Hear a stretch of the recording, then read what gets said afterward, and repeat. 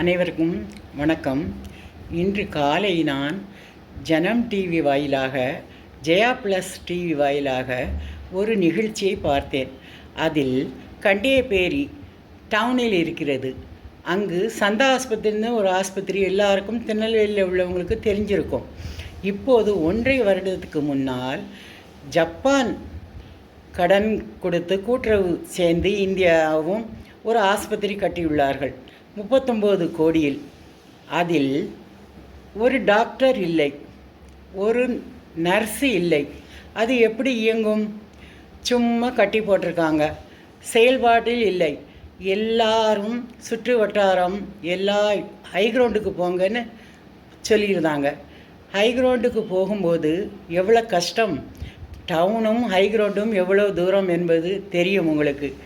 மற்றும் சுற்றுப்புற கிராமங்களுக்கெல்லாம் நல்ல உதவியாக இருக்கும்.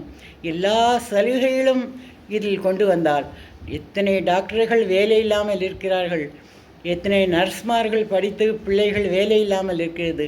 இந்த அரசாங்கம் ஏன் இதில் கவனம் செலுத்த மாட்டேங்குது? அவர்கள் பேசும்போது மரியாதைக்குரிய சுகாதார அமைச்சர் சுப்பிரமணியம் அவர்கள் என்ன சொல்கிறார்கள்? சுகாதாரத்தில் நம்பர் 1 தமிழ்நாடு, கல்வி மந்திரி கல்வியில் 1 மகேஷ் பொய்யாமொழி பேசுகிறார். எல்லா இதிலும் ஒன்றானால் ரொம்ப நல்லது. நம்ம தமிழ்நாட்டுக்கு பெருமை. நமக்கு குழந்தைகளுக்கு உதவியாக இருக்கும், வேலை வாய்ப்புகள் கிடைத்தால் உதவியாக இருக்கும். எந்த அரசாங்கம் இருந்தாலும், நான் எந்த அரசாங்கத்தையும் குற்றம் சொல்லவில்லை. பொதுவாக மக்களுக்கு சேவை செய்ய தான் அரசாங்கம் வேண்டும். மக்களை கஷ்டப்படுத்த அரசாங்கம் வேண்டாம். இந்த ஆஸ்பத்திரியில் ஆம்புலன்ஸ் போகிறதுக்கு கூட இடம் சரியாக இல்லை, ரோடு இல்லை. அப்படிப்பட்ட அவல நிலை. இது ஏன் அரசாங்கம் கவனத்தில் கொண்டு செல்ல மாட்டார்கள்? இதில் உள்ளாட்சி தேர்தல் என்று நடத்தினார்கள். இந்த உள்ளாட்சி நிர்வாகிகள் எங்கே போனாங்க? மேயர் எங்கே போனார்? மாநகராட்சி ஏன் இது பண்ணாமல் 10,000 ஒரு உள்ளாட்சி நிர்வாகிக்கு முதல்வர் ஸ்டாலின் அவர்கள் 10,000 அண்ணன் சம்பளம் கொடுக்குறாங்க. மேயருக்கும் நிறைய சம்பளம். இவங்க ஏன் இப்படி மெத்தனமாக இருக்கிறாங்க? மக்களால் தேர்ந்தப்பட்டவர்கள். இவர்கள் மக்களுக்காக சேவை செய்ய வேண்டும்.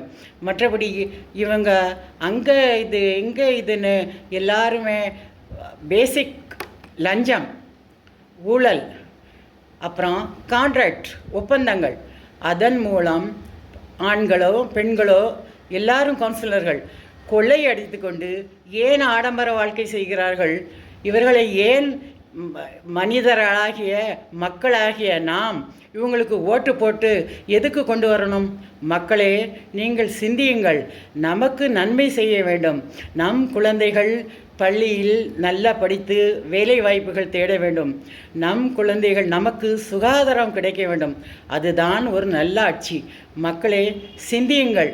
சிந்தித்து 26இல் ஒரு முடிவு எடுங்கள். நான் சொல்வது அதுதான். வணக்கம், நன்றி. பாரத் மாதா கி ஜெய்.